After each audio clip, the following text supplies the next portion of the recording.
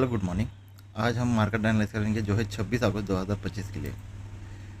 लेकिन इससे पहले हम मार्केट एनालिसिस करने से पहले हम कल का जो मार्केट था जो मेरे से ट्रेड करने में मिस हो गया, पहले हम क्यों ना उसके बारे में बात करें कि मैं यहाँ पर अगर बाय करना होता तो मैं कहाँ से कर सकता था और क्या कर सकता था।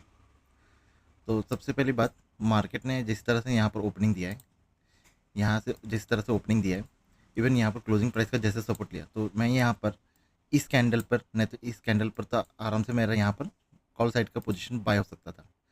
अब जैसे मैं बाय कर सकता यहाँ पर 100 पॉइंट्स, तो एज इट इज़ जैसे कि मेरा यहाँ पर टारगेट है 100 पॉइंट, जैसे कि मेरा यहाँ पर टारगेट था ही। अब लेकिन यहाँ पर जबकि मोमेंटम वहाँ पे 100+ का है, तो एज इट इज़ 150 पॉइंट तो आराम से यहाँ पर कैप्चर कर सकता था।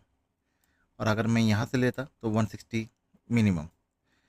और सेकंड ट्रेड, अगर मैं ये वाला ट्रेड अगर मेरे से ना भी हो, एज पर एनालिस्ट मेरा बाइंग साइड का मोमेंट या बाइंग साइड का मेरा व्यू था, लेकिन अगर in case of any reason अगर ये मेरा बाइंग साइड का व्यू अगर मेरा कैंसिल हो भी जाए, मतलब मेरे से ट्रेड मिस हो गया या फिर क्या, तो यहाँ पर एक और चीज़ मुझे क्या दिख रहा है कि मार्केट ने यहाँ पर एक फास्ट मोमेंटम किया है, जिस वजह से यहाँ पर 55,200 का ब्रेकआउट किया है, क्लोजिंग प्राइस का सपोर्ट लिया है। अब क्लोजिंग प्राइस के सपोर्ट के साथ साथ प्रीवियस मार्केट का रेजिस्टेंट को ब्रेक किया है।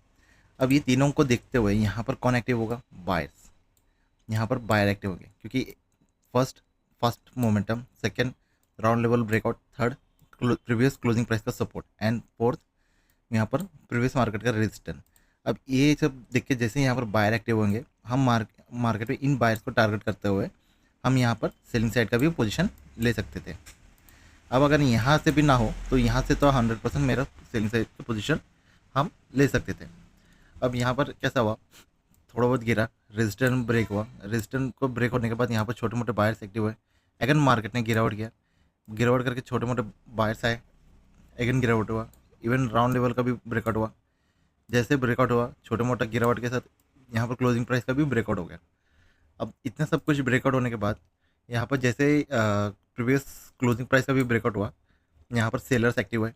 अभी इन सेलर्स को टारगेट करते हुए मार्केट थोड़ा बहुत तो साइडवेज तो हुआ, लेकिन इन दी एंड मार्केट ने भी यहाँ पर अपसाइड की तरह भी धीरे धीरे मोमेंटम करना चालू कर दिया था, जो कि यहाँ से यहाँ तक एक अच्छा खासा टारगेट यहाँ पर भी बुक कर सकते थे आप। लेकिन फिलहाल जो मेरा जो व्यू था वो था बाइंग साइड का।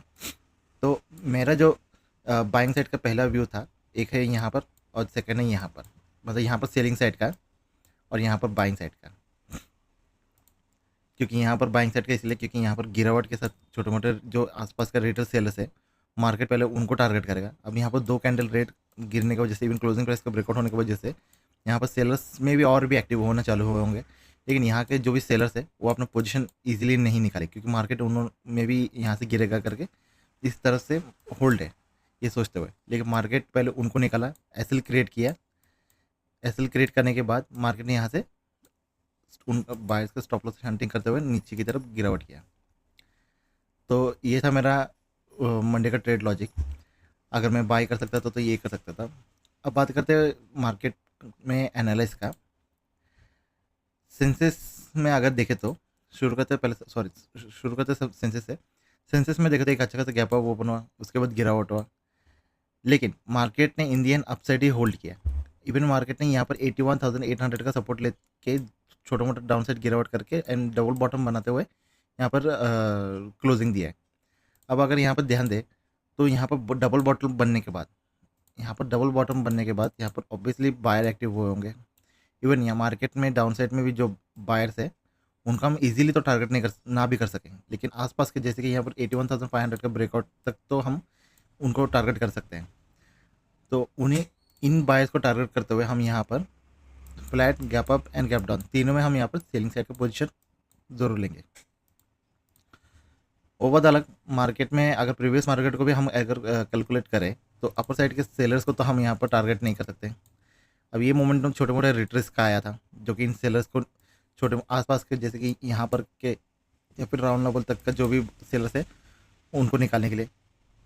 अब जैसे मार्केट ने उनको निकाला, मार्केट अभी रिट्रेस करते हुए डाउन साइड की तरफ एक दफ़ा तो मोमेंटम ज़रूर करेगा, मतलब लगभग इस तरह से।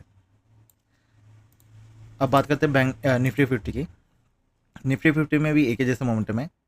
प्रीवियस मार्केट को भी अगर हम ऐड करें तो अपर साइड के सेलर्स को तो हम टारगेट नहीं कर सकते, लेकिन अगर हम करंट मार्केट के बारे में बात करें तो यहाँ पर मार्केट ने जिस तरह से गैप ओपन देके अपसाइड मोमेंटम किया है, इवन यहाँ का डे हाई भी ब्रेकआउट किया है, प्लस यहाँ पर 25,000 का भी ब्रेकआउट हुआ था। तो जैसे यहाँ पर बायर एक्टिव हुए, छोटे मोटे बायर्स को निकाला, इवन यहाँ पर डबल बॉटम करते हुए क्लोजिंग दिया। अब डबल बॉटम को देखते हुए यहाँ पर फिर अगेन यहाँ पर बायर एक्टिव हुए होंगे, तो उन्हीं बायर्स को टारगेट करते हुए हम यहाँ पर भी सॉरी हम यहाँ पर भी छोटे मोटे आसपास के मतलब जो भी बायर्स है, जैसे ये बोले तो यहाँ तक का जो या फिर इस सपोर्ट तक के जो भी बायर्स है उनको टारगेट करते हुए हम यहाँ पर भी flat, gap up and gap down तीनों में हम यहाँ पर सेलिंग साइड का पोजीशन ज़रूर लेंगे। अब बात करते हैं बैंक निफ्टी की। बैंक निफ्टी में अगर हम एक और चीज़ हम अगर बात करें तो बैंक निफ्टी फ्लैट ओपन दिया था कल, इवन प्रीवियस मार्केट को भी ऐड करें तो प्रीवियस मार्केट के अपर साइड के सेलर्स को तो हम टारगेट नहीं कर सकते, इनको तो हम टारगेट नहीं कर सकते, लेकिन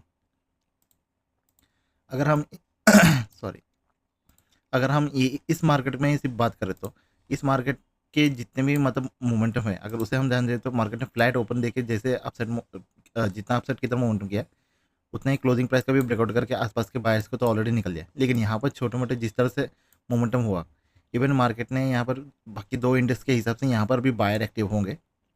इवन मार्केट ने पहले यहाँ पर 55,200 का ब्रेकआउट किया, इवन एंड डबल बॉटम करते हुए यहाँ पर क्लोजिंग दिया है, तो यहाँ पर भी बायर एक्टिव होंगे।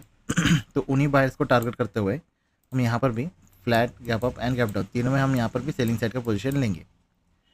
बाकी as it is market condition को देखते हुए हम यहाँ पर ट्रेड लेंगे। तो ये था मेरा एनालाइज। Thank you.